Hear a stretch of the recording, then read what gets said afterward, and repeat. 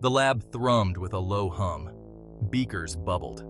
Dr. Julian Frost, a man who seemed to defy age himself, hunched over his workbench. Years of tireless research had culminated in this moment. His masterpiece, a serum shimmering like liquid moonlight, promised eternal youth. Or so he thought. The world had a funny way of twisting even the noblest intentions. He held the vial up, its contents swirling gently. Was this a blessing or a curse? Only time would tell. Little did he know, time was about to become his plaything. And his wife, his experiment. Cassandra Frost, Julian's wife, was a woman scorned.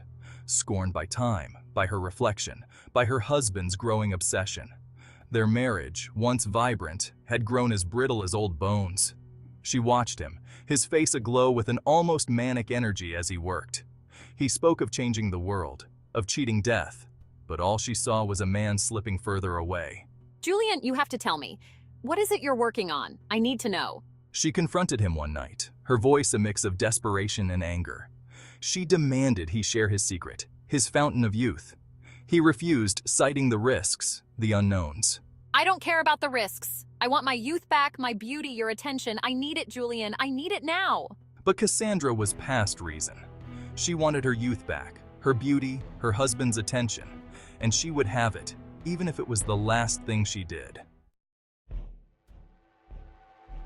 Julian relented, his better judgment clouded by Cassandra's pleas and his own hubris. He laid out a contract, page after page of legalese and disclaimers, his words dripping with warnings she didn't heed. Just give it to me, Julian. I'll sign whatever you want. She signed blindly, her desire outweighing any sense of caution. He watched, a flicker of something dark crossing his features as she downed the shimmering liquid. The transformation was instantaneous. Years seemed to melt away, leaving in their place a vibrant woman in her prime. Oh my God, Julian, look at me, I'm young again. Cassandra, giddy with newfound youth, rushed to the mirror, her laughter echoing through the silent lab. But some bargains, once struck, have a way of demanding more than what was initially agreed upon. The city lights blurred as Cassandra sped through the streets, a whirlwind of excitement and recklessness. She felt alive, invincible. She danced in crowded clubs, flirted with strangers, savoring the attention she hadn't realized she craved. But as the night wore on, a strange sensation washed over her. A dizziness, a feeling of being off-kilter.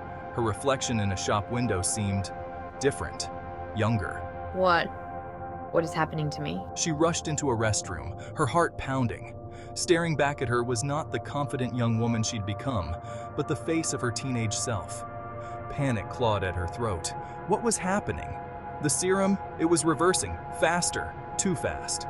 No, this can't be. I need to get to Julian. He has to fix this. She stumbled out of the club, fear lending speed to her steps. She needed to get to Julian. He would know what to do. He had to. The harsh fluorescent lights of the restroom only amplified Cassandra's horror. Gone was the sophisticated woman who had sauntered in moments ago, replaced by a gangly teenager with wide, frightened eyes. Her reflection mocked her. A cruel reminder of the youth she had so recently reclaimed, now slipping through her fingers like grains of sand. She pressed her back against the cold tile wall, willing the dizziness to subside. But it was no use. Her body was a runaway train, hurtling backward through time. Each tick of the clock stealing away another precious year. She had to get home, had to make Julian understand the terrifying turn of events. The journey home was a blur. Cassandra, now a child again, navigated the streets with a mix of desperation and fading adult cunning. The city, once a playground of excitement, now loomed large and menacing. She ran until her small lungs burned, tears mixing with the remnants of makeup on her face. She fumbled with the keys, finally pushing open the door to her home. The house was silent, the air thick with the cloying scent of Julian's experiments. She called out for him, her voice thin and childlike. But there was no answer. He wasn't there. She sank to the floor, her small body racked with sobs, her mind a confusing battleground of adult fears and a child's helplessness. The front door creaked open, revealing Julian, his face etched with a weariness that had nothing to do with age. Cassandra? he called out, his voice betraying no surprise at the sight of his wife, now a child sitting amidst a puddle of tears. He walked towards her, not with the concern a husband might show, but with the clinical detachment of a scientist observing a fascinating, but ultimately insignificant, lab rat. "Julian!" Cassandra cried, scrambling towards him on unsteady legs. It's going too fast. Make it stop. She grasped at his trousers, her small hands clinging to the fabric as if holding on for dear life. But her grip weakened as she felt herself shrinking further, her words dissolving into incoherent babbles. Julian looked down at her, a chilling smile playing on his lips. Oh, Cassandra, he chuckled, his voice devoid of warmth. Didn't you read the fine print? Cassandra, now a toddler barely able to form words, stared up at Julian with wide, terrified eyes. Julian? Wrong? She stammered, her voice little more than a gurgle. Wrong? He scoffed, gently prying her fingers from his trousers. On the contrary, my dear, everything is going exactly as planned. He lifted her chin with a single finger, his touch cold and impersonal. You see, Cassandra, I realized our marriage was unsalvageable. And my friends, the Caldwells, they've always wanted a daughter to help on their farm. A simple life, fresh air, a place where no one will question the sudden appearance of a child. Perfect, isn't it? Cassandra's mind, still clinging to fragments of adult understanding, balked.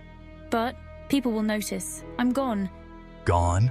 Julian laughed, a mirthless sound that echoed through the silent house. My dear, you signed your life away. Literally. He gathered her, now a helpless newborn, in his arms. Her cries were little more than whimpers, her adult memories fading with each passing second. He looked down at her, his eyes cold and calculating. Don't worry, Cassandra, he whispered, more to himself than to the infant in his arms. I'm sure my next wife will be more agreeable.